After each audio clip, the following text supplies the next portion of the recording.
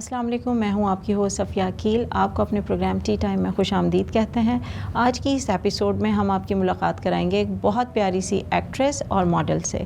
She is very beautiful, passionate, bold और बहुत positive हैं। वो आईपा अवार्ड में उनको बेस्ट सपोर्टिंग एक्ट्रेस का अवार्ड भी मिल चुका है। आइए हम आपकी मुलाकात कराते हैं अनम तनवीर से। अच्छा अनम, ये बताओ कि ज़ाविस से आपने स्टडी किया MBA मार्केटिंग, उसके बाद डायरेक्ट अपना करियर स्टार्ट किया एक्टिंग से?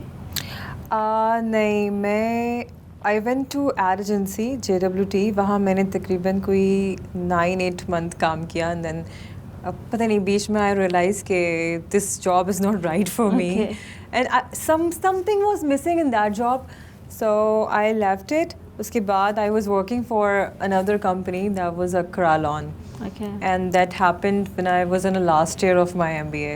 So but I don't know, I didn't feel very connected to that place, because बहुत ज़रूरी होता है कि जहाँ आप काम कर रहे हैं वहाँ से आप खुद कनेक्टेड हो, यू फील कनेक्टेड कि आपकी सोल उस तरफ हो। बहुत सारे लोग काम करते हैं पर उनकी सोल वहाँ पे नहीं होती। सो मेरे साथ हमेशा ये इशू रहा है, whatever I want to do in my life, मुझे होता है कि my soul should be there, चाहे वो आपकी फ्रेंडशिप हो किसी से, चाहे वो कोई काम हो, मेंटली एक कनेक्शन। या सो मेरा वो पता नहीं कनेक्शन मिसिंग था, या तो पता नहीं मैं बड़ा ही कोई कौन सी दुनिया में थी कि मैं कनेक्शन हर जगह मैं कनेक्शन ढूंढती हूँ। तो आई लेफ्ट फ्रॉम देयर। और मुझे हमेशा से ही ना TV पे काम करने का शौक था, बट पता नहीं my mother didn't encourage me for that. Modelling का शौक़ था बिकॉज़ मैं शुरू से ही मेरा वेट कम था, बट जब मैं उस तरफ MBA करना शुरू हुई तो ग्रेजुअली मेरा वेट इतना बढ़ना शुरू हो गया। आई थिंक मैंने इंटरनेट पे पिक्चर्स भी डाली थी, इट्स ऑल ओवर इंटरनेट। तो ये बताने के लिए कि मैंने इतनी मेहनत करके दोबारा इस पॉइंट पे आई हूँ, तो I really work for that. Anyways, तो अभी अनम जहाँ पर एक्टिंग की जिस स्टेज पर हो, जहाँ अभी तुम हो, जैसे कैरेक्टर्स कर रही हो, are you satisfied with all this?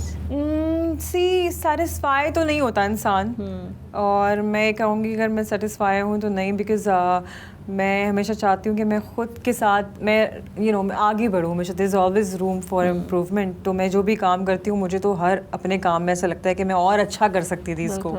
तो अगर मैं समझती हूँ जहाँ मैंने ये सोचा कि हाँ ये मैंने बहुत अच्छा किया है, तो मुझे लगता है कि मेरी वो क्रिएटिविटी और वो मेरी आगे बढ़ने की जो एक लगन है वो थोड़ी सी कम हो जाएगी, क्योंकि मुझे हमेशा लगता है कि मैं और अच्छा कर सकती थी। और जहाँ बात सेटिस्फैक्शन की है, तो बाज़ औक़ात आपको वो कैरेक्टर्स भी ऑफ़र नहीं होते जो आप ढूंढ रहे होते हैं, वो किसी और को ऑफ़र हो जाते हैं। ज़रूरी तो नहीं है कि जो मैं चाहती हूँ मुझे ऑफ़र हो, ज़रूरी नहीं है कि जो अगला चाहता वो उसे ऑफ़र हो। हर कोई ये कहता है कि यार नहीं, आपको जो मिला कैरेक्टर मिला है वो मुझे मिल जाता है, इस तरह होता है कि हम अपनी ज़िंदगियों से कभी खुश नहीं होते। तो हम ऑब्वियसली हम जिस इंडस्ट्री का पार्ट है वहाँ पे बहुत कंपटीशन भी बहुत है। कोई 1-2 अच्छे कैरेक्टर्स होते हैं, पर देन ऑब्वियसली फेवरिज्म भी होता है, कि ये माय फेवरेट एक्टर है, ये करेगी, या व्हाटएवर। तो बाज़ लोग उसका भी शिकार होकर साइड में हो जाते हैं, शॉर्टलिस्ट हो जाते हैं। तो व्हाटएवर ऑफर्स, जो भी मुझे चीज़ ऑफ़र होती है, मैं देखती हूँ कि इसमें एक्टिंग का मार्जिन कितना है। तो अगर मुझे कहीं पे भी उसमें एक्टिंग का मार्जिन नज़र आता है कि इसमें here I can stand out, here में इस तरह से जो है वो अपनी एक्टिंग से आगे आ सकती हूँ, या मैं दूसरों को खुद को स्टैंड आउट कर सकती हूँ, तो आई पिक दैट। तो उसमें अक्सर लोग ये भी बोलते हैं कि why do always go for negative. I always tell them this is not negative और पॉजिटिव। उस तरह के कैरेक्टर्स में ना, एक तो वो मुश्किल बहुत होते हैं, नंबर 1, और नंबर 2 मैं समझती हूँ, मेरी ज़ाती राय है कि ऐसे कैरेक्टर्स करना जो है ना, हर किसी की बस की बात नहीं होती। आप नेगेटिविटी जब आप फैला रहे होते हैं तो उसके बड़े शेड्स होते हैं। जिस तरह पॉजिटिव चीज़ों के शेड्स होते हैं, बट पॉजिटिव चीज़ें जो होती हैं वो इंसान की नज़र से इतनी गुजरती नहीं है जितनी नेगेटिव चीज़ें गुजरती हैं। ओ माय गॉड, इसने ऐसा किया, तो उस सेंस में मैं इसलिए नोटिस जल्दी होती हैं। हाँ, तो it's just a part of game कि आपने क्या करना है। तो कैरेक्टर्स अगर मुझे इस तरह का ऑफ़र होता भी है तो मैं कोशिश करती हूँ कि इसको और उसमें फ्लेवर्स ऐड करूँ। ठीक है। तो वैसे किस तरह के कैरेक्टर करने की ख्वाहिशमंद हैं आपके? वैसे किस तरह के कैरेक्टर करने की आप ख्वाहिशमंद हैं? जो हम अभी ऑफ एयर बात कर रहे थे कि या तो बिल्कुल ही रोमांटिक कैरेक्टर्स हो जिसमें बस रोमांस हो, हाँ लड़की है मासूम सी, अब यू मुझे एक सम पॉइंट मुझे ऐसा लगता है कि हम बहुत ज़्यादा टीवी पे ना वॉयलेंस दिखाते हैं रिगार्डिंग विमेन कि औरतों के साथ ये हो गया, यूं हो गया, ऐसा हो गया, and unfortunately that what it sells in the market. हम लोग कहते तो हैं कि जी औरतों के साथ ऐसा नहीं होना चाहिए, बट हम इवेंचुअली वो मज़े से देख भी रहे होते हैं। Exactly. तो मुझे लगता है कि या तो हम खुद हिपोक्रेट हैं जो हम हम देख भी रहे हैं और हम मना भी कर रहे हैं कि ऐसी चीज़ें दिखाई क्यों जाती हैं। मेरे ख्याल से दिखाई इसलिए जाती हैं because people love to see all of it. तो अगर लोग ना देखें, माइंड भी तो उनका कैसे चेंज, हम मीडिया का ही काम है ना, कि मीडिया का काम कि हम मैसेज एक्टर एक मैसेज कन्वे कर रहे हैं। एग्जैक्टली मुझे लगता है हमको ना रोल्स के मामले में जो राइटर्स लिख रहे हैं उनको कुछ डिफरेंट लिखना चाहिए। अगर आप ये ऑब्वियसली ये ज़िंदगी का पार्ट है, वॉयलेंस होता है, and I believe man are also the part of violence. Exactly, I mean बहुत सारी ऐसी स्टोरीज़ हैं जहाँ बेचारे आदमी जो हैं वो डोमेस्टिक वॉयलेंस का शिकार हैं। I mean not to the broad extent कि इतना ज़्यादा नहीं, बट येस दे आर। तो हम उस पर कुछ नहीं बनाते। 1-2-3 ड्रामे उस पर बने थे तो वो मर्द ज़रा बड़े शौक से देख रहे थे, क्योंकि उसमें ये दिखाया जा रहा था कि how man are being suppressed. तो कहने का मकसद ये कि अगर हम डिफरेंट तरीके के टॉपिक्स लिखें तो हम दूसरों को बता सकते हैं कि हमारी दुनिया कहाँ जा रही है, दुनिया में ये काम भी हो रहा है, दुनिया में सिर्फ वॉयलेंस नहीं हो रहा। ठीक है। अच्छा, जियो से आपका एक ड्रामा था जिसमें आपको बेस्ट सपोर्टिंग एक्ट्रेस अवार्ड के लिए नॉमिनेट किया गया था। हाँ जी। तो वो किरदार कैसा था, उसमें आपका क्या एक्सपीरियंस था, क्योंकि लोगों ने बहुत पसंद किया था। हाँ, वो अभी भी लोग याद करते हैं। गुले आरा का वो कैरेक्टर था and Siraj was director of it. तो उसमें ये था कि पुराने ज़माने में जो तवाइफ़ें होती थी तो वो लिखत पढ़त, कुरान पढ़ाना, डांस रक्स सिखाना, उस दौर के तो वो इन लोग भेजते भी थे कि वहाँ से सीख के आए। तो मेरे दादा दादी वगैरह जो अब माशाल्लाह से हयात है तो वो मुझे बताते हैं। तो खैर वो उस तरह की एक औरत थी, तो उसकी एक बेटी जो कि मैं थी। तो अब वो जो है घर में होती थी, वो सिपारे पढ़ने उनके घर में बच्चे आते थे, तो उसकी बेटी थी मैं। 2 बेटियाँ थी। तो वो उनके मोहल्ले में एक लड़का आके रहने लग गया फैमिली के साथ जो कि जिब्रान था। तो वो ये कहती थी देखो वो बड़ा अमीर है, तो अब हमारे तो हालात ऐसे नहीं हैं तो तुम जाके उसको उसको इम्प्रेस करो and then get married to this guy. और वो ऑलरेडी मैरिड होता था, तो उसकी दुकान होती थी, ये बार बार वहाँ जाए और इसको इम्प्रेस करे, और वो भी उसके इम्प्रेस हो जाता था उससे। तो ये इस तरह का कैरेक्टर था, बड़े मज़े का कैरेक्टर था। द आइडिया, अच्छा कैरेक्टर बनाने में सबसे जो बड़ा हाथ होता है ना, मुझे लगता है वो होता है वार्डरोब का। अगर मुझे आप शलवार कमीज़ पहना दिए किसी भी कैरेक्टर में, अगर मैं शलवार कमीज़ पहन के बैठ जाऊंगी तो मैं उस तबके में आ जाऊंगी। अगर मैं बिल्कुल ही दुपट्टा पहन लूँगी तो मैं और उस जिस कैटेगरी में मुझे दिखाया जा रहा है तो मैं उस तरह से लगूंगी। अगर मैं बिल्कुल ऐसे वेस्टर्न कपड़ों में बैठ जाऊंगी तो लोग कहेंगे तो बड़ी मॉड स्क्वाड है। तो उसमें जो है वो बनारसी कपड़े और वो चूड़ियाँ और चूड़ीदार पजामा, ताकि वो लुक दिया जाए पुराने ज़माने का। और वो क्या होते हैं वो झुमके छोटे वाले।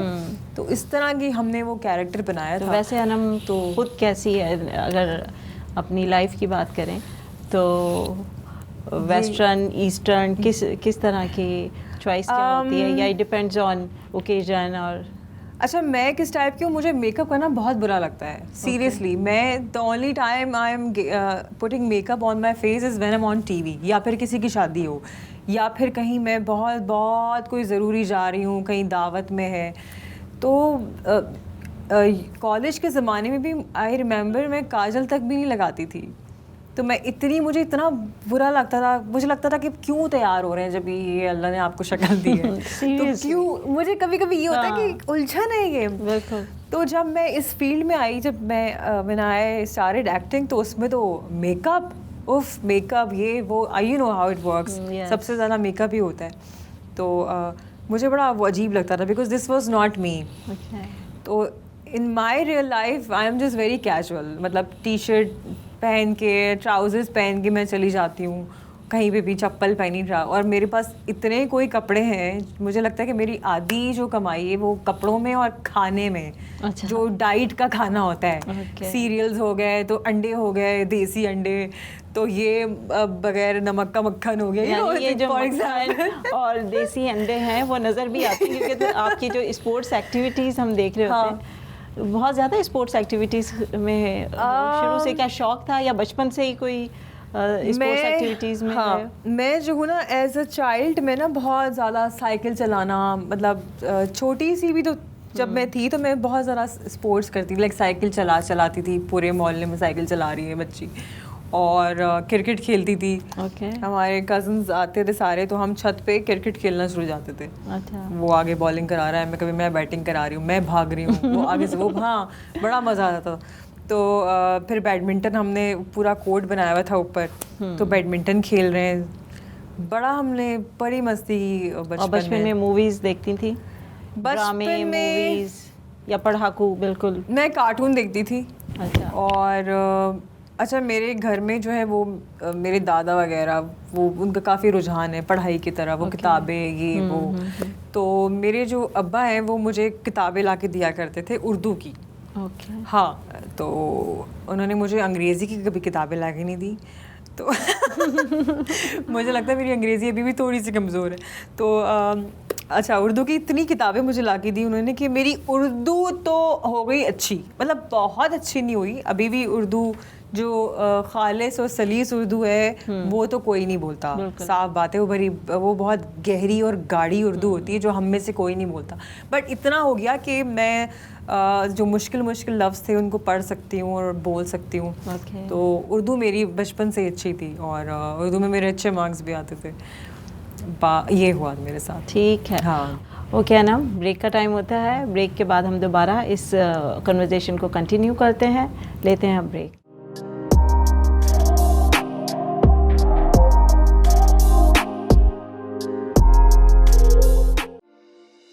आइए शुमार हो। मरदमशुमारी 2020 में सेंसस में हमारा शुमार ना होना इसकी दलील है कि हमारा कोई वजूद नहीं। अपने वजूद के लिए आगे बढ़ें। इंदराज करवाने के बाद इत्मीनान कीजिए कि आपकी फराहम करदा मालूमात सीग़े राज में रखी जाएंगी। आपकी मालूमात तक पुलिस समेत किसी भी इदारे को रसाई नहीं दी जाएगी।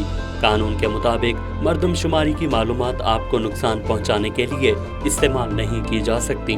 मरदमशुमारी आपके खानदान के लिए ज़रूरी है, जिसका मतलब स्कूलों के लिए ज़्यादा सरमायाकारी, जिसमें असातिज़ा, स्कूलों का सामान और जदीद खतूत पर उस्तवार क्लासरूम्स का क़याम वसाइल के बजा तौर पर इस्तेमाल करने में हमारे माशरे की मदद करें। Our state can receive funds for every one of us to provide healthcare, education and other public benefits. Every developed country relies on census data to make sure that people are receiving their benefits. Please make sure that you are counted in the 2020 census. पहली बार मरदमशुमारी online है, जिसका मतलब आप कहीं भी हैं अपने forms fill कर सकते हैं। फॉर्म में immigration number, citizen status, income, social security number और बैंक की मालूमात बाबत कुछ नहीं पूछा जाएगा। आइए मरदमशुमारी 2020 में इस बात को यकीनी बनाएं कि हर मुसलमान की गिनती की जाए, क्योंकि हमारी सही गिनती ही हमें अपने सही हिस्से की पहचान, फंड्स और वसाइल दिलवा सकती है। हर मुसलमान की अपनी पहचान है और हर मुसलमान एक इंसान है। बेहतरीन कम्युनिटी होने का हक अदा कीजिए। इस बार हमें अमेरिका को दिखाना है कि न्यूयॉर्कर्स को जब भी बुलाया जाएगा तो वो सब इन्हें एक कदम आगे पाएंगे। अपना की इस काविश को आपके ताउन की जरूरत है। अगर आपको फॉर्म भरने में मदद की जरूरत है तो 718-648-4300 पर अपना से राब्ता कर सकते हैं।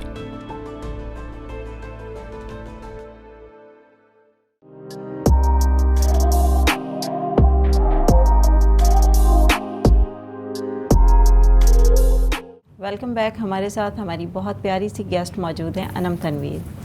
अच्छा Anam, are you brand conscious? Not really. I wear something which suits on me.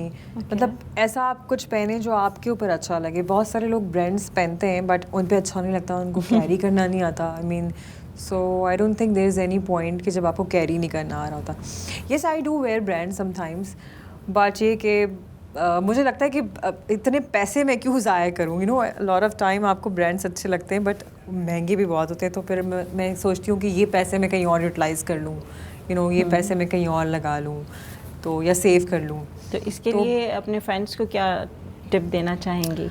ये कहूँगी कि wear something which suits on you, because lot of time कुछ ऐसे क्लोथ्स होते हैं जो इतने महंगे नहीं होते. I mean normal price range में जो ड्रेसेस होते हैं या शूज़ होते हैं व्हाटएवर, वो आप पे पहन के इतने अच्छे लग रहे हो. For example this jacket, for example ये कोई ब्रांड नहीं है बट ये कि मुझे पसंद आई तो मैंने इसको, और मैं बहुत पहनती हूँ. तो कहने का मकसद ये कि पहने वो जो आप पे अच्छा लग रहा हो. ब्रांड्स सब पे अच्छे नहीं लगते, और फिर कैरी करना भी आना चाहिए. और कैरी करने के लिए आपकी फिर ऐसी फिगर होनी चाहिए बिल्कुल स्ट्रेट. ऐसी फिगर के लिए कितनी मेहनत की, कितनी मेहनत ये भी शेयर करें हमारे साथ आप. शुरू में जब मैं ज़ैबिस में गई थी उस वक्त तो मैं ऐसी थी बिल्कुल, लेकिन जब मैं बाहर निकली ना वहाँ से मैं इतनी हो चुकी हुई थी. इवन एडवेंचर में भी थोड़ा सा वेट तुम्हारा था. उसके बाद एकदम से तुमने जो वेट लूज किया है, उसके लिए बड़ी मेहनत भी की है, नजर भी आ रहा है. मैंने तकरीबन 2 साल लगाए होंगे वेट कम करने में. या it took me 2 years to lose weight. Exercise करती थी, जॉग करती थी और खाने पे कंट्रोल किया. ऐसा नहीं है कि मैंने बिल्कुल ही क्रैश डाइटिंग पे आ गई कि पानी जूसेस पी रही हूँ, ऐसा बिल्कुल नहीं है. अच्छा, अगर मैं अपनी बात करूँ तो मैं मीट लवर हूँ. मुझे सब्जियाँ जहर लगती हैं. मुझे 2 साल जब मैं वेट लूज़ कर रही थी मुझे समझ ही ना आया मैं खाऊं क्या, बिकॉज़ मैं तो उस टाइप की थी कि मुझे गोश्त के बगैर मैं हिलती भी नहीं थी. मेरी अम्मी मुझे कहती थी कि भाई कभी तो सब्ज़ी खा लिया करो, लेकिन नहीं, मुझे गोश्त इतना पसंद था कि चिकन हो गई, बीफ हो गया, मटन होगी, फ़िश हो गई, मतलब जो भी आइटम गोश्त में हो तो ग्रिल करके उसको मैं खाती थी. इस तरह से मैंने वेट लूज़ किया गोश्त खा के. सिर्फ प्रोटीन, पानी, फ्रूट्स में आई लाइक ट्रॉपिकल फ्रूट्स जो ये होते हैं, ग्रेप फ्रूट हो गया, ऑरेंज हो गए, मौसमी हो गई, मौसम्बी, इस तरह के फ्रूट्स मुझे पसंद है. बट आफ्टर दैट जब मैंने पढ़ना स्टार्ट किया लाइक न्यूट्रिशंस के बारे में, फूड के बारे में, तो मैंने ये रियलाइज़ किया कि सब्जियों में अगर आप उसको रॉ खाएं तो उसमें कितने फाइबर्स होते हैं, वो आपके लिए कितनी फ़ायदेमंद है और उससे कितना जल्दी वेट लूज़ होता है. जो ग्रीन्स होते हैं जैसे कि स्पिनच हो गया, केल लीफ हो गया, कुकम्बर हो गया, टोमेटो हो गया, आई मीन फॉर इंस्टेंस ककड़ी हो गई, जो ग्रीन आपकी लीव्स वगैरह हैं, तो ये कितने फ़ायदेमंद है आपका वेट लॉस के लिए. उसमें कितना रूटीन क्या है, किस तरह ब्रेकफास्ट क्या लेती हो और एक्सरसाइज कब आप कर रहे हैं? सुबह जब छुट्टी नहीं होती, जब शूट पे जाना होता है तो आई गेट अप अराउंड 8. रात में मैं जितनी भी देर से सोऊं मुझे 8:30 बजे उठना होता है. बिकॉज नहीं, दैट्स नॉट ग्रेट, बिकॉज उठ के मैंने जिम जाना होता है, फिर वहाँ से मैंने शूट पे जाना होता है, फिर मैं घर आती हूँ तकरीबन 10-10:30 बज जाते हैं. So this is not great. मतलब इतना टफ हो जाता है. और जिस दिन छुट्टी होती है तो उस दिन मैं फिर सुकून का सांस लेती हूँ, आज छुट्टी है, आज मैं देर से उठूँगी. देर से क्या, वही 10 बजे, उस दिन भी मैं 10 बजे उठती हूँ. तो वो लड़कियाँ जो घर पर रहती हैं, जो जिम भी नहीं जा रही, उनको आप क्या टिप देंगे? यार मैं उनको क्या टिप दूँ, मेरी अपनी जो बहन थी जब उनकी शादी नहीं हुई थी, मोहतरमा, जिनका वेट बहुत ज़्यादा था, तो मैं तो उनको इतना डांटती थी कि बीबी आप थोड़ा सा वेट कम कर लें. और आप, मतलब मैंने उसको ये तक बोला कि मैं तुम्हारी जिम की फ़ीस दूंगी, तुम मेरे साथ बस चलो, तुम बस चलो मेरे साथ, मेरा काम है तुम्हारा वजन कम कराना. लेकिन ऐसी हाउसवाइफ हैं, बिजी स्केड्यूल इतना है, नहीं जा सकती, तो फिर कोई ऐसी टिप के? पता है क्या सफ़िया, आई टेल यू, इसके लिए ना आपको बड़ा पैशनेट होने की ज़रूरत है. आप कोई भी ऐसा काम करें मुश्किल, फॉर एग्जांपल हमारा काम देख लें, being an actor is not easy job, is not at all easy. लोगों को इतना लगता है कि हम लोग बस टीवी पे आ रहे हैं, अच्छे लग रहे हैं मेकअप करके, पर उसके पहले क्या होता है, उस मरलों से हम गुजरते हैं कि हमें जो है बिल्कुल स्मार्ट होना पड़ता है, बिल्कुल मोटापा नहीं, स्क्रीन पे वरना आप बहुत मोटे आते हैं. और आपको डायलॉग डिलीवरी आपकी सही होनी चाहिए, आपके एक्सप्रेशन सही होने चाहिए, आपकी बॉडी लैंग्वेज सही होनी चाहिए एक्टर के लिए. प्लस आपको अंडरस्टैंड करना चाहिए कि ये सीन जो है मैं किस तरह करूँगी। डायरेक्टर आपसे एक्सपेक्टेशन भी रख रहा होता है कि आप ये सीन खुद किस तरह करेंगे, वो बताएगा तो सही आपको, बट वो काफ़ी ये प्रोसेस काफ़ी मुश्किल है जिनसे हम सेट पे गुजर रहे होते हैं। फिर प्रेशर्स बहुत होते हैं कि सुबह उठ के शूट करना है, ये सीन अच्छा करना है, आपके सामने बाज़ औक़ात आपके जूनियर्स होते हैं जो आपसे अच्छा प्ले कर रहे होते हैं। इट्स अ गुड थिंग, कोई भी अच्छा काम कर सकता है, इसमें कोई बुराई की बात नहीं है। Experience can come I think with the is not with the age, but आप जिस तरह ग्रो करते जाते हैं एक्सपीरियंस आता जाता है, उसका ताल्लुक उम्र से नहीं होता।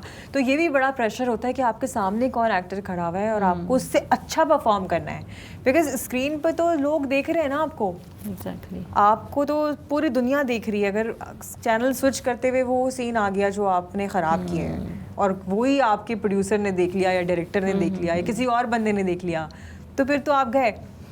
तो एक्टर होने के लिए भी आपको एक बड़ा पैशनेट होना ज़रूरी है। This is a job of somebody who is passionate to do it, और सेम एज वर्कआउट। वर्कआउट करना या कोई भी स्पोर्ट्स एक्टिविटी करना किसी को भी पसंद नहीं होता। कोई खुशी से मतलब आई डोंट थिंक कोई खुशी से नहीं कर रहा होता। आई मीन आस्क मी, मुझे भी इतना बुरा लगता है। मतलब मैं तो उस टाइप की बंदी हूँ कि मुझे अगर जॉग भी करनी होती थी तो मैं हेडफोन्स लेके जाती थी, गाने सुनती हुई कि बस किसी तरह ये 40 मिनट मेरे गुजर जाएं। मतलब ये हाल था मेरा कि मुझे खुद नहीं पसंद ये सब कुछ करना। आई हैव अ डॉग, कभी उसको ले जाती थी सुबह कि भाई ये 40 मिनट मेरे गुजर जाएं, मतलब कोई तो लिटरली कोई तो हो कंपनी के लिए। तो बस टिप ये दूंगी कि ईट हेल्दी। ये जो कार्ब्स होते हैं, जंक फूड होता है, ये कार्बोहाइड्रेट्स, ये जो ड्रिंक्स वगैरह हो गई, फिज़ी ड्रिंक्स, इनसे दूर रहें और हेल्दी खाएं, घर का खाना खाएं। रोटी भी you can cut it half, और एक दिन में एक रोटी आई थिंक बहुत होती है, बिकॉज रोटी में भी फैट्स होते हैं बहुत ज़्यादा। तो अब हमारी जो इंडस्ट्री है एक्टिंग के लिए अगर आप बात करें तो उसमें वेट कितना मैटर करता है, इवन आपकी गुड लुकिंग कितना मैटर करती है, या अब हम उन चीज़ों को भूल जाएं कि हम कहते हैं सिर्फ एक्टिंग जो है वो ज़्यादा उस पर मेन फोकस किया जाता है?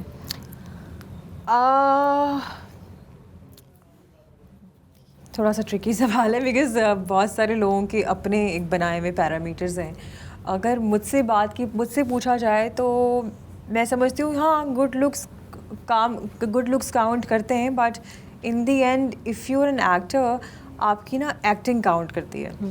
लोग पहले तो आप ज़ाहिर शक्ल ही देखते हैं, पर जब आप मुंह खोलते हैं तो वो भी बड़ा कम मैटर करता है। तो अगर आप नहीं हैं अच्छे एक्टर, तो मेरे ख्याल से आप गुड लुक्स की वजह से 1-2 दफ़ा 3-4 दफ़ा आ जाएंगे, उसके बाद आप फिर क्या करेंगे?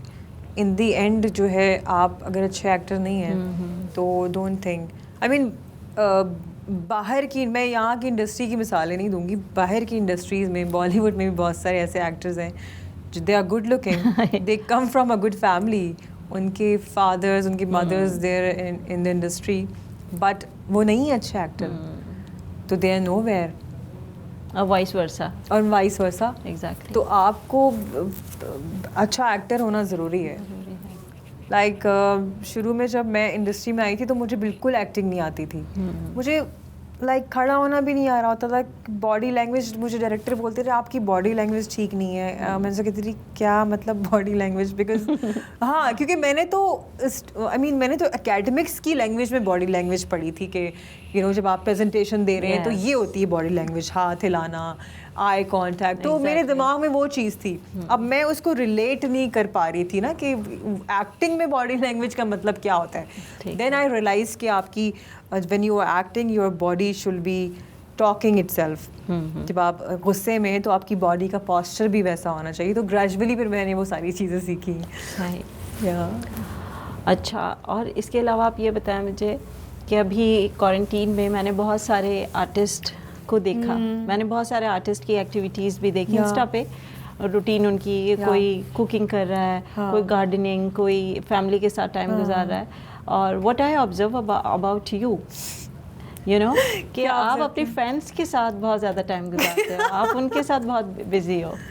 You know what? इंटरेस्टिंग। मैंने पता है क्या किया, एक तो देखे ना, मैं बहुत कुछ कर रही होती थी लेकिन मैं वीडियो नहीं डाल रही होती थी उसकी। बहुत सारे लोग वीडियो बना बना के डाल रहे होते थे, मैं इतनी सुस्त हूँ, कहती थी यार वीडियो कौन बनाए कौन डाले कि मैं क्या कर रही हूँ मैं क्या नहीं कर रही। तो मैंने क्या किया, मैंने लूडो खेलना शुरू किया, जो आपके मोबाइल में ऐप होती है लूडो स्टार। मैंने लूडो पे जो प्राइवेट टेबल्स होती हैं तो उसका कोड मैं जाके इंस्टाग्राम की स्टोरी पे डालती थी कि who wants to play ludo with me. तो जो पहले आएगा, यानी जो 3 पहले आएंगे वो लूडो खेलेंगे।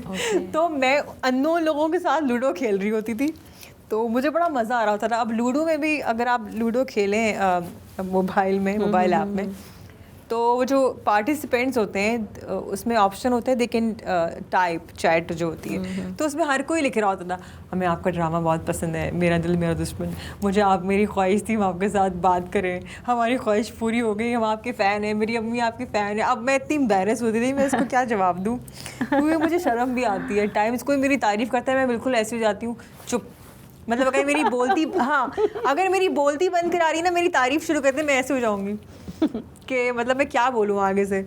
तो मैं बिल्कुल मैं उनके साथ लूडो खेलती थी, फिर जो जीतता था उसकी मैं स्क्रीनशॉट लेके फिर डालती थी। ओके, इन्हीं बातों को कंटिन्यू करेंगे। अब टाइम होता है एक ब्रेक का, लेते हैं एक ब्रेक।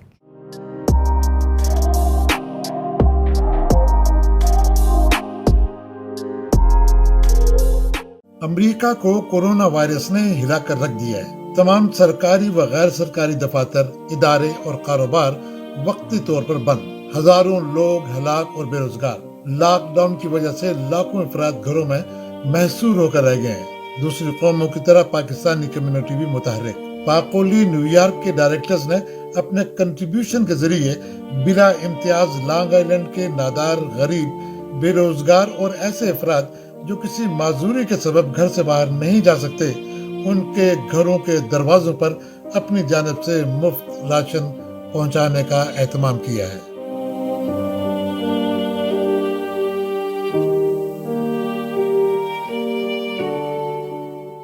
सदा फाउंडेशन पाकिस्तान में माजूर अफराद की देखभाल करने वाला एक मुनफरिद इदारा। कोरोना वायरस के बायस न्यूयॉर्क में हर तरह की तकरीबात की ममानियत है, इसलिए इस साल फाउंडेशन की फंड रेजिंग भी मौखर कर दी गई है। पाकिस्तानी कम्युनिटी से अपील है कि वो अपने एहतियात सदा फाउंडेशन को दें और सहारा बने उन लोगों का जो आपकी इमदाद के मुंतज़िर हैं। डिसेबल अफराद को सपोर्ट कीजिए, क्योंकि ये हालत ऐसी है कि इन लोगों को सपोर्ट की ज़रूरत है। ओवर 1000 मेंबर्स हैं हमारे, जो हम रेगुलरली हम इसको सपोर्ट कर रहे हैं। माजूर अफराद की खिदमत में पेश सदा फाउंडेशन।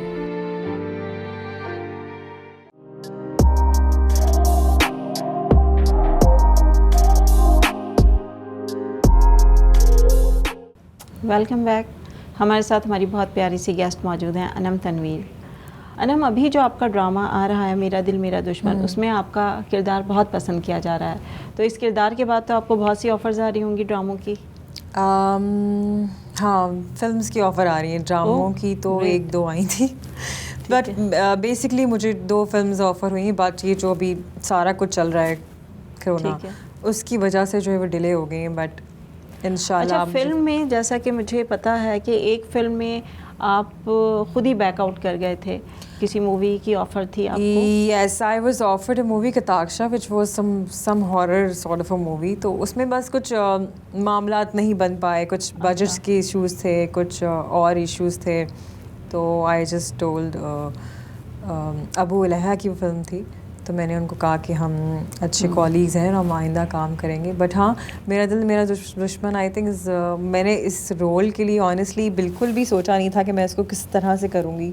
आई थिंक बस अल्लाह ताला ने करवा दिया मुझसे, बिकॉज़ मैं बीमार पड़ गई थी, जैसे मैं बता रही थी आपको पहले कि आई वाज सिक और मुझे डेंगू हो गया था, और मैंने इंस्टा पे भी स्टोरी लगाई थी, अपनी फैंस को बता रही थी। तो उसी में रोल ये? हाँ, मैंने वो सारा आधा ड्रामा मैंने बीमारी में किया है, और मुझे बार बार ये हो रहा था यार ये मैं कैसा कर रही हूँ, ये मैं किस तरह कर रही हूँ, ये पता नहीं एनर्जी इसमें मेरी है कि नहीं है। कुछ सीन्स मुझे ऐसे लगे कि थोड़े से डाउन है, लेकिन जब मैंने रिज़ल्ट देखा तो मुझे यकीन नहीं आया कि ये मैंने सारा कुछ बीमारी में किया है, जिसमें मेरे 2000 प्लेटलेट्स थे। तो फिल्म्स के बारे में क्या सोचा? यस, एक फ़िल्म को तो मैंने हाँ कह दी है और इंशाल्लाह उसमें बहुत अच्छा कैरेक्टर है, अभी कुछ भी नहीं बता रही ओके तो ठीक है। जब वो आएगी वो चीज़ सामने तो इंशाल्लाह यू विल नो। अच्छा अनम, आपको फिल्मों में किस तरह का रोल करना चाहेंगी आप? मैंने ये वाली बात जो है एक और इंटरव्यू में भी कही थी कि मुझे I am looking for a kind of role which is very different. I mean love story में तो हर कोई करता है लव स्टोरीज, रोमांटिक रोल। मुझे चाहिए कोई ऐसा रोल जिसमें जैसे इंटरपोल ऑफिसर्स का रोल होता है, इन्वेस्टिगेशन करती हैं लड़कियाँ, यू नो, जो एक्शन भी कर रही होती हैं और जो एक काइंड ऑफ एक उस मूवी की एक सॉर्ट ऑफ हीरोइन भी होती है, but she is not that having that soft image And you kind can of easily manage it. हाँ, क्योंकि मुझे क्योंकि आपकी एक्टिविटीज इसी तरह जो जिस किस्म की मेरी एक्टिविटीज़ हैं और जिस तरह का मैं अपने आप को देखती हूँ कि मैं बड़ी रफ एंड टफ टाइप की हूँ, कि मैं डांस भी कर रही होती हूँ, मैं स्पोर्ट्स भी खेल रही होती हूँ, तो मुझे उस तरह के रोल की कोई तलाश है कि मुझे फिल्म में ऐसा रोल ऑफर हो, तो I will love to do that. You know, जिस तरह फिल्म्स होती हैं, आई मीन दूसरी इंडस्ट्रीज़ में जो फिल्में बनती हैं जिसमें लड़की जो है वो एक स्पाई होती है but yet she is heroine of that movie, तो वो दोनों पार्ट प्ले कर रही होती है, येट वो लवर गर्ल भी है, वो एक मासूमाना उसमें भी उसमें एक हिस्सा है उसका, और उसमें एक दूसरा हिस्सा भी है जो कि वो एक मिशन पे है। तो यू नो, इस तरह के मुझे रोल्स पसंद है करने। अच्छा, ये प्रोफेशनल लाइफ से हटके और क्या मसरूफियात हैं? और क्या मसरूफियात हैं? I listen to music. तो हाँ, मैं म्यूज़िक सुनती हूँ और मेरे पास पेट्स हैं, डॉग एंड अ कैट, उनके साथ मैं टाइम स्पेंड करती हूँ। और आई हैव फ्रेंड्स जिनके साथ यू नो डिनर पे चले गए, यू नो, कभी फ्रेंड्स घर पे आ गए। तो मेरा जो घर है बेसिकली जो वो बना हुआ है शीशे का अड्डा। अच्छा मेरे घर में मेरे जितने फ्रेंड्स हैं वो शीशा पीने आते हैं, उनको पता है भाई यहाँ शीशा मिलेगा आपको, बाहर बंद हो गया तो अनम तनवीरी घर पे आपको शीशा मिलेगा, सारे फ्लेवर्स मिलेंगे। और बस मेरे जितने फ्रेंड्स हैं, चाहे वो मेल फीमेल हो, वो मेरी अम्मा के ज़्यादा दोस्त हैं, मेरे वो कम दोस्त हैं, और मेरी अम्मी के साथ मिलके जो ना मेरी मजाक उड़ाया जा रहा होता है, मस्ती मजाक हो रहा होता है, तो वो और मेरे फ्रेंड्स को कभी ऐसा हुआ कि कुकिंग भी कुछ की और उनके लिए मेरे कुछ घर में पकाया? अच्छा, फ्रेंड्स के लिए? फ्रेंड्स के लिए यस, मतलब इतना कोई ख़ास नहीं, बस सूप वगैरह या कुछ यू नो कबाब शबाब तल दिए, या यू नो। तो वैसे है कुछ इंटरेस्ट है इसमें कुकिंग? या मुझे बहुत अच्छी कुकिंग आती है। अच्छा। I mean lot of people don't believe it कि मुझे कुकिंग आती है। मैं कहती क्यों, ये तो एक नॉर्मल सी चीज़ है, cooking is like very normal. लोग, जब मैं लोगों को बताती हूँ मुझे यकीन ही नहीं आता, कहते हैं हमें क्या पता, पका के खिलाओ। मैंने कहा अच्छा ठीक है तो ठीक है। और घर में कैसी अंडरस्टैंडिंग है पेरेंट्स के साथ? और कोई और एक्टिंग में इनकरेज करता है? सब लगता है कि घर में पेरेंट्स भी इनकरेज करते हैं कि ये ड्रामा अच्छा है और इसमें ये या गलतियां बताते हैं, कुछ तनकीद भी होती है? Yes, my mother, she always tells me कि तुम्हारा ये जो I'm doing one play for ARY जिसमें वो मेरा पंजाबी कैरेक्टर है जलेबी, तो उसमें मेरी अम्मी मुझे कहती हैं कि तुम इसमें ये पहनो, ये ऐसे बाल बनाओ, और यू नो ये झुमके पहनो, तुम्हें ये ला के दिए मैंने, ये पहनो। तो she is always telling me कि ऐसे बाल बनाओ, वैसे बाल बनाओ। तो अब उनको क्या पता शूट पे जाके कितनी अपर तबड़ हो रही होती है तो मतलब इट्स गुड ना कि पेरेंट्स इनकरेज करते हैं एक्टिंग को भी और बताते भी हैं, तो ये रिलेशनशिप अच्छी है। या अल्हम्दुलिल्लाह पेरेंट्स मुझे काफ़ी सपोर्ट करते हैं। Mother I think she always being supportive towards me. ठीक है। अच्छा अनम, अब आप मुझे आखिर में ये बताइए कि कोई ऐसा सवाल जो मैंने आपसे नहीं पूछा या कोई ऐसी बात जो आप अपने व्यूअर्स से शेयर करना चाहती हूँ। काफ़ी दिनों से मैंने सोशल मीडिया पे इनफैक्ट ख़बरों में भी और टीवी पे भी मैं बहुत चीज़ें देख रही होती थी। वो ये थी कि स्टूडेंट्स जो होते हैं उन पे ऑब्वियसली बच्चे, आई मीन 12-13 साल की उम्र के बच्चे या 20-25 साल के नौजवान, उन पे बड़ा प्रेशर होता है पढ़ाई का, यू नो। तो बाज़ औक़ात उनके नंबर्स मार्क्स नहीं आते तो वो पेरेंट्स के डर से या टीचर्स के डर से कि टीचर उन्हें मारेंगे, उनके पेयर्स, यू नो, उनका जो सर्कल है, दोस्तों का सर्कल, ख़ानदान वाले आसपास मोहल्ले वाले क्या कहेंगे, तो वो सुसाइड कर लेते हैं बच्चे। बहुत सारे ऐसे जो है ना मैंने केसेस सुनने में मिले मुझे, सोशल मीडिया पे भी बहुत आए। अभी कुछ टाइम पहले टीवी पे कितना आ रहा था कि इस लड़के ने सुसाइड कर ली, उस बच्चों ने सुसाइड कर ली, which was like very disturbing. तो मुझे ये होता है कि पेरेंट्स को, टीचर्स को इतना इम्पोज नहीं करनी चाहिए पढ़ाई। Let your child B whoever she or he wants to be, and that's end of it. Because in the end, देखें in the end अगर आपका child वो बनना चाहता है जो वो खुद बनना चाहता है, तो उसमें वो ज़्यादा कामयाबी हासिल करेगा, ना कि वो चीज़ में जो आप उसे थोप दें। हमारे यहाँ क्या ट्रेंड है कि जी बस डॉक्टर बन जाए, इंजीनियर बन जाए। एक तो ये बात मुझे कहनी थी जो आपने मुझसे नहीं पूछी थी, और दूसरा ये कि ट्रोलिंग सोशल मीडिया पे, जैसे मैंने, आपने सवाल मुझसे किया कि मैं मोटी थी, तो मैंने तस्वीर डाली थी अपने इंस्टाग्राम पे मोटापे की। वो क्यों डाली थी मैंने? वो इसलिए भी डाली थी कि देखिए मोटापा कोई एक ऐसी चीज़ नहीं है जिस पे आप लोगों से नफ़रत करें। ठीक है, फेजेस होते हैं लाइफ में, वीमेन गेट प्रेग्नेंट एंड वो भी मोटी हो जाती हैं ख़वातीन, तो इट्स अ नेचुरल प्रोसेस। मोटापा किसी भी वजह से आ सकता है, ओबीस बच्चे होते हैं, किसी भी वजह से हो सकते हैं, लेकिन उनको ट्रोल नहीं करना चाहिए, उनको नेगेटिव कमेंट्स नहीं पास करने चाहिए जो मोटे लोग हैं। आपको क्या पता वो अपनी लाइफ में क्या स्ट्रगल कर रहे हैं, आपको क्या पता उनके, हो सकता है उनके पेरेंट्स उनको प्रेशर डालते हैं, उनका काम ऐसा हो कि वो मोटे हो गए। जैसे मेरा काम ऐसा था कि मैं एजेंसी में जॉब करती थी, इन एडवर्टाइजिंग एजेंसी, मेरे पे इतना प्रेशर था कि मैं मोटी हो गई। तो आपको क्या पता वो कहाँ से आ रहे हैं, उनकी ज़िंदगी में क्या मसले हैं, you don't know, you just see the picture, don't criticise. So don't criticise. अगर आपको कोई मोटा लग रहा है तो आप उसकी हेल्प करें, और वो भी अगर वो सामने वाला चाह रहा है तो। अगर सामने वाला नहीं चाह रहा कि वो पतला हो, तो डोंट ट्रोल हिम और हर कि ओह ही इज़ फैट, मीम्स बनाते हैं खराब। और बाज़ सोशल मीडिया पे सेलिब्रिटीज़ या एक्टर्स को भी लोग बहुत ट्रोलिंग करते हैं हमारी आवाम। तो मुझे लगता है कि अगर हम पॉजिटिव चीज़ों में ज़्यादा स्पेंड करेंगे टाइम, अपनी सोच को पॉजिटिव रखेंगे, तो हमारे पास नेगेटिव चीज़ों के लिए टाइम नहीं होगा।